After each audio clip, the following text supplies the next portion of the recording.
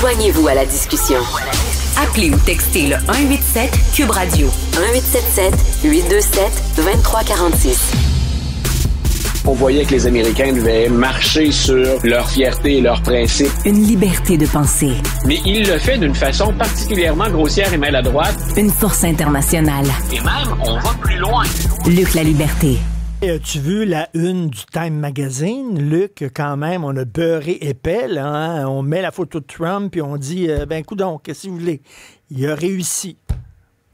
Ouais, puis écoute, on rend à César ce qui revient à César, quoique la comparaison avec César, je suis pas certain que M. Trump l'aimerait parce que il s'apprêtait, César, au moment d'être assassiné, à devenir ni plus ni moins qu'un dictateur ou un empereur. Donc, Mais écoute, c'est écrit, Luc, c'est écrit son triomphe. Oui, tout à fait. C'est le seul bémol que je mettrais à ça, c'est ça me semble un petit peu tôt. C'est-à-dire que c'est important de souligner son travail et le travail de son équipe. Parce que pour parvenir à un cessez-le-feu comme celui-là, il fallait pas mal de monde autour de la table. Il a fallu discuter avec plusieurs partenaires. En Égypte, là, il y avait plusieurs pays qui étaient représentés. Et si on veut que ça porte fruit, que ça aille au-delà du cessez-le-feu, parce que ça grenouille encore sur le terrain, il faut que ces joueurs-là restent autour de la table. Ça va au-delà de Donald Trump. Mais donc, c'est très important de souligner le geste. En même temps, écoute, il y a un gars, Martineau, dans le journal, je pense, qui écrivait « Le plus difficile reste à faire ». Et j'étais tout à fait d'accord avec lui. Donc, je lisais ton texte en fait, et je citais Thomas Friedman du New York Times. Voilà, donc j'étais bien d'accord, j'allais dans cette voie-là ce matin, j'étais à Salut Bonjour et c'est ce que je disais, c'est poussons un soupir de soulagement, réjouissons-nous de ce qui a été accompli, mais il y a encore 1001 pièges pour la suite et surtout pour envisager une paix qui soit durable. Mais sinon, ben écoute, chapeau, on donne le mérite ou on le reconnaît.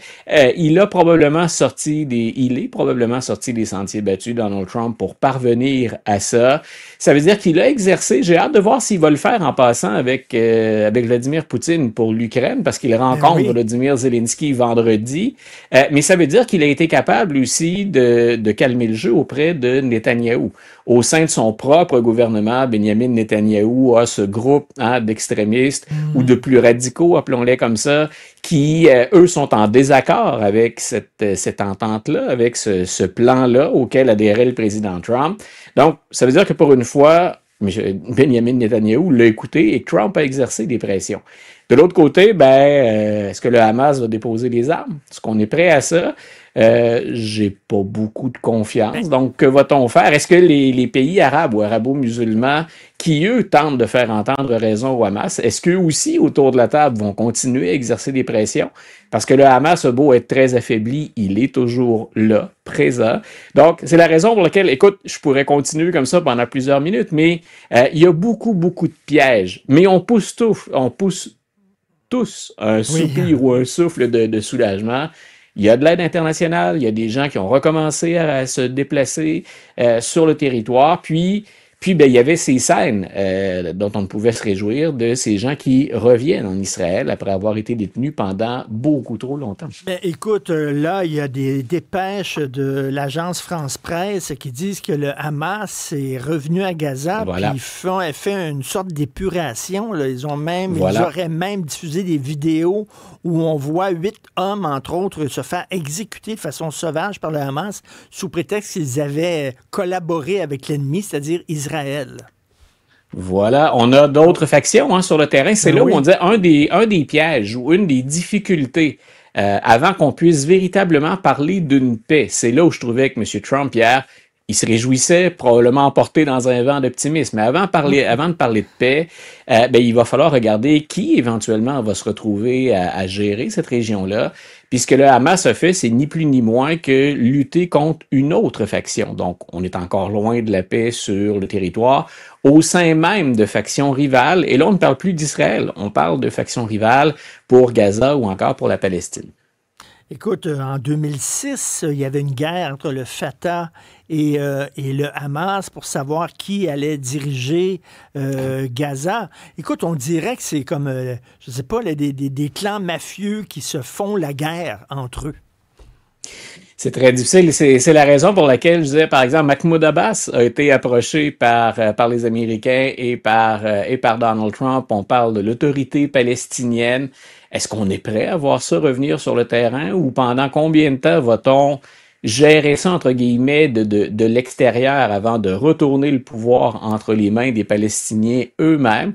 On l'a dit, le Hamas était partout. C'est la faction radicale, c'est la faction terroriste, mais c'est une faction qui était aussi, il y avait une autre faction, plus, appelons-la plus civile, qui jouait avec les écoles, qui jouait avec les systèmes de santé, qui gérait ça. Donc, on était dépendant en Palestine aussi du Hamas, sans nécessairement cautionner le terrorisme. C'est beaucoup de choses sur le terrain. Puis je répète, c'est beaucoup de joueurs. Moi, pour le Hamas, c'est moins Donald Trump que je regarde. Le ton est ferme, ça on l'a compris, puis il est prêt à aller plus loin.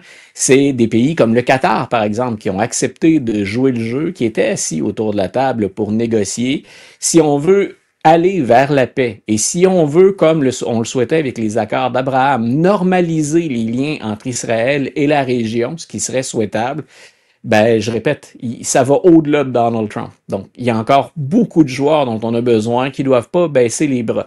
Que M. Trump s'attribue du mérite, il a raison. S'attribuer tout le mérite, ce serait un peu exagéré parce qu'il va avoir besoin de ces gens-là et lui ne doit pas se détourner des autres non plus.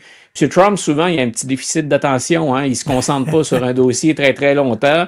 Moi, j'espère, cette fois-ci, et on l'enregistrera, moi, j'espère que Donald Trump va rester au poste et que son administration va veiller au grain pour la suite.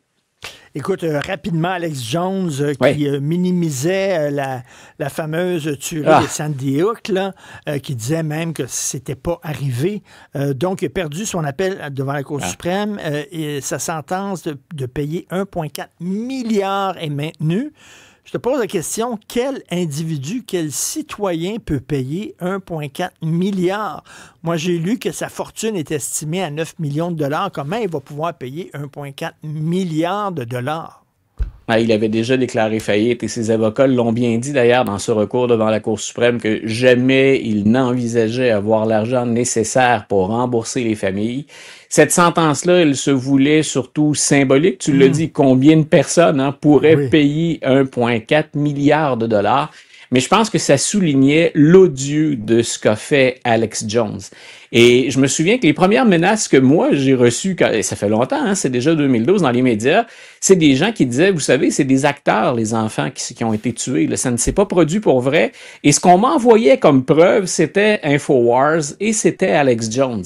Et c'est épouvantable de penser à ce qu'il a fait parce que des gens qui avaient déjà vécu le deuil d'un enfant, qui sont allés chercher les corps de leurs enfants, ont ensuite eu des menaces de complotistes et de conspirationnistes animés, nourris, entretenus par Alex Jones. Et ça a pris une éternité, finalement, avant écoute, on est en 2025. Et on parle encore de cette cause-là. T'imagines juste ça au plan humain, le calvaire pour les familles qui ont été touchées. Donc, la Cour suprême, en passant aujourd'hui, ça s'est réglé très tôt. On n'a même pas entendu l'argumentaire. On a rejeté ça, on a balayé ça du revers de la main. Donc, une cause qui n'est pour eux, pour les 9 juges, n'avait même pas de mérite pour un argumentaire. Écoute, comme tu dis, c'est plus symbolique, mais c'est bien justement qu'on marque le coup. Merci, Luc. On se reparle demain. Salut.